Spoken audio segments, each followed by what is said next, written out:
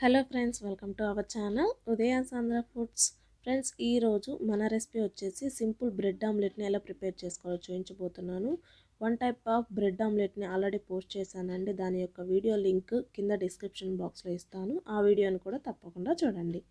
So ఇప్పుడు దీనికోసం ఈ విధంగా ఒక ఎంటీ బౌల్ తీసుకొని దానిలో ఒక 2 ఎగ్స్ని బ్రేక్ చేసుకొని దీనిలో రుచికి సరిపడినంత ఉప్పు, అలాగే హాఫ్ టేబుల్ స్పూన్ వరకు chilli flakes, half table spoon వరకు పసుపుని యాడ్ చేసి ఇది మొత్తం కలిసేలా 1 మినిట్ పాటు చక్కగా బీట్ చేసుకోవాలండి. ఈ విధంగా స్పూన్తో ఇది మొత్తం కలిసేలా కలుపుకున్న తర్వాత దీనిలో ఈ విధంగా చాప్ చేసి పెట్టుకున్న ఉల్లిపాయలను, అలాగే సన్నగా కట్ చేసుకున్న కొత్తిమీర, అలాగే ఒక పచ్చిమిర్చి ఈ విధంగా కట్ చేసి యాడ్ చేసుకొని, అలాగే ఈ విధంగా టమోటా ముక్కలను కూడా యాడ్ చేసి ఇది మొత్తం కలిసేలా చక్కగా కలుపుకోవాలి.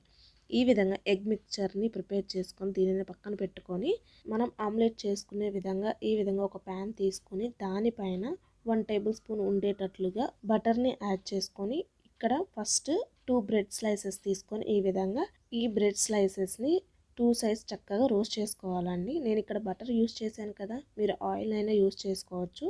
కానీ ఈ బ్రెడ్ ఆమ్లెట్కి బటర్ అనేది టేస్ట్ చాలా బాగా ఉంటుందండి. సో ఈ విధంగా బ్రెడ్ స్లైసెస్ని చక్కగా రోస్ట్ చేసుకొని దీనిని పక్కన పెట్టుకొని అదే ప్యాన్లో మరో 1 టేబుల్ స్పూన్ ఉండేటట్లు బటర్ని తీసుకొని దానిపైన మనం మిక్స్ చేసి పెట్టుకున్న ఎగ్ మిక్చర్ ఉంది కదా, ఈ విధంగా మొత్తం స్ప్రెడ్ అయ్యేలా చక్కగా ఆమ్లెట్ను వేయాలి.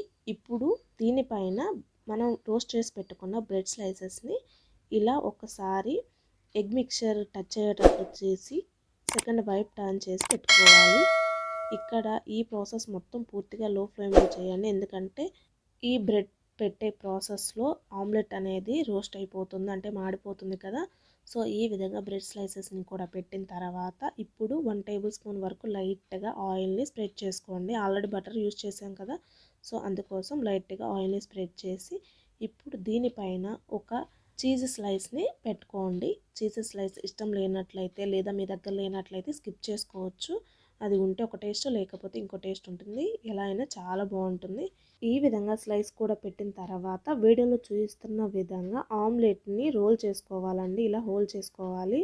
చూసారు కదా, ఇలా బ్రెడ్ కూడా హోల్డ్ అయ్యేటట్లు ఇలా వీడియోలో చూపిస్తున్న విధంగా రోల్ చేసుకొని ఇక సర్వ్ చేసుకోవటమే.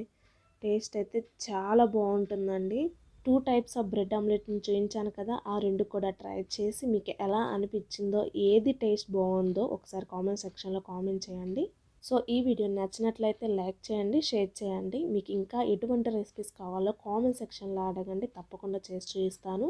సో అంతే ఫ్రెండ్స్, ఇలాంటి మరెన్నో సూపర్ టేస్టీ రెసిపీస్ కోసం మన ఛానల్ని సబ్స్క్రైబ్ చేసుకోండి. Thanks for watching this video.